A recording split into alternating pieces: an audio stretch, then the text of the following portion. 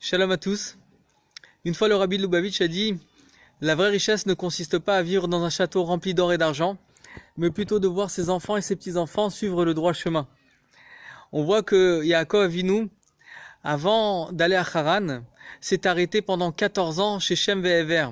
pour étudier la Torah telle qu'il se doit, afin d'être rempli et chargé de lumière spirituelle, afin que au moment où il sera confronté en fait à toutes les péripéties qu'il devait vivre en fait dans cet endroit-là, savoir surmonter en fait toutes les épreuves. Et donc c'est exactement ce qui s'est passé. Non seulement qu'il a vécu là-bas pendant plus de 21 ans, il a vécu dans l'endroit où résidait la colère de Dieu, mais il a fondé en fait les 12 tribus là-bas. Et donc on voit que tous ces enfants, c'était tous des tzadikim.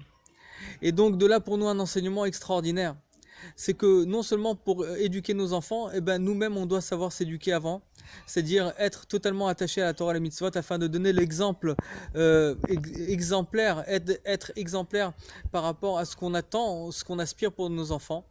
Et suite à ça, bien sûr, peu importe où on ira, parce qu'on est un exemple vivant de ce que Dieu attend de nous, alors bien sûr, en fait, la lumière réagira bien sûr aussi à nos enfants et à nos petits-enfants.